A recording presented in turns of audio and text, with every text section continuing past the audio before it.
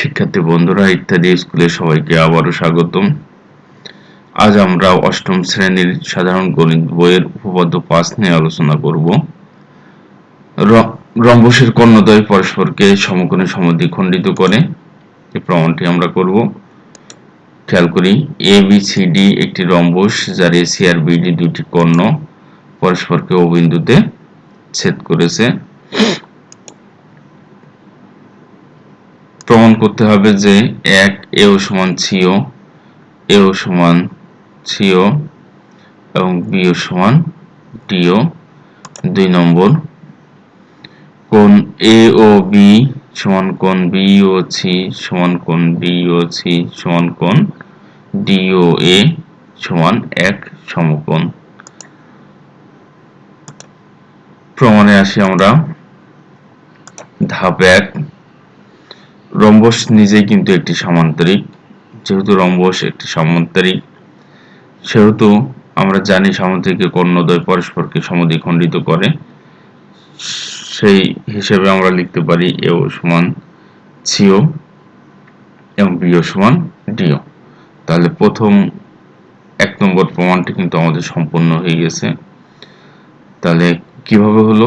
যেহেতু রম্বস একটি সামান্তরিক আর আমরা পূর্বেই জেনেছি সামান্তরিকের কর্ণদ্বয় পরস্পরকে সমদ্বিখণ্ডিত করে, সেহেতু আমরা লিখতে পারি AO সমান CO এবং BO সমান DO। প্রথম প্রমাণ শেষ। পরবর্তীতে আসি আমরা 2। এখন দুইটা ত্রিভুজকে আমরা সর্বসম দেখাবো। AOB ও ত্রিভুজ BOC, এই দুটি ত্রিভুজকে আমরা সর্বসম দেখাবো। একটা উদ্দেশ্য আছে, সর্বসম হয়ে গেলে আমরা বলতে পারবো AOC সমান কোণ BOC। আমরা যেহেতু AB বাহু এবং BC বাহু সমান, সেহেতু সমান সমান বাহুর বিপরীত কোণ পরস্পর সমান হবে, অর্থাৎ অনুরূপ কোণগুলো সমান আমরা দেখাতে পারবো। এই কারণে আমরা প্রথমে আসলে কি করব, আমরা ত্রিভুজ AOB এবং ত্রিভুজ BOC নিলাম। এই দুটি ত্রিভুজকে সর্বসম প্রমাণ করব। এই দুটি কোণ সমান যদি হয়, আবার এই দুটি কোণ কিন্তু একটি সরলরেখার উপরে অবস্থিত, সুতরাং এই কোণ সমান হলে তাহলে এই কোণ এক সমকোণ হবে, এই কোণও এক সমকোণ হবে। মূলত এই ধারণার আলোকে আমরা এই দুইটি ত্রিভুজকে সর্বসম প্রমাণ করার চেষ্টা করব।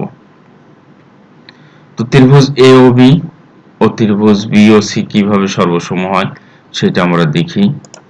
খেয়াল করো, AB সমান BC, এই AB সমান BC সমান, কারণ হচ্ছে রম্বসের বাহু পরস্পর সমান।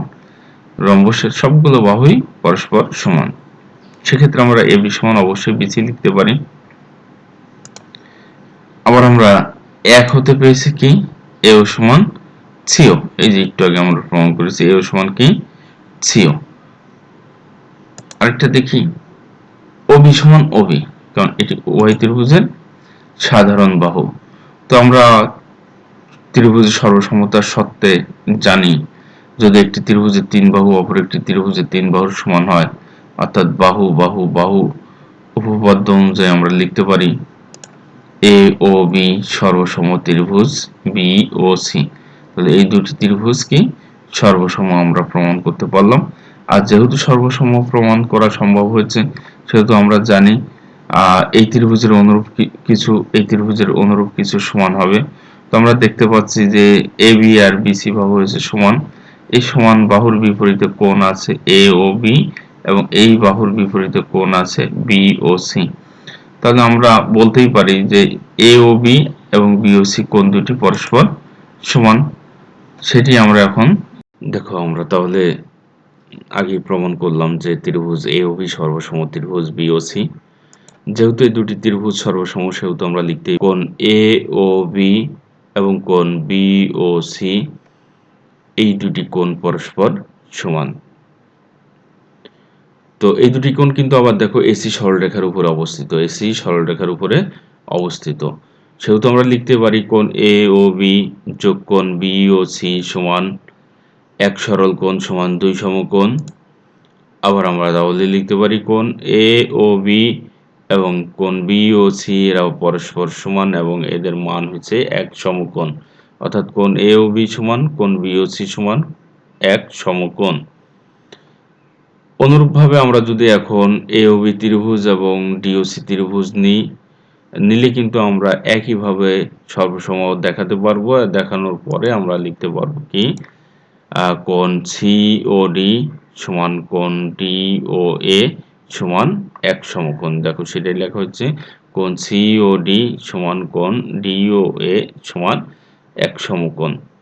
যেহেতু এই দুটি কোণ এক সমকোণ, আবার আগে প্রমাণ করেছি এই কোণ এবং এই কোণ এক সমকোণ, তাহলে আমরা লিখতেই পারি দেখো কোণ এ ও বি সমান কোণ বি ও সি সমান এক সমকোণ, কোণ সি ও ডি সমান কোণ ডি ও এ সমান এক সমকোণ।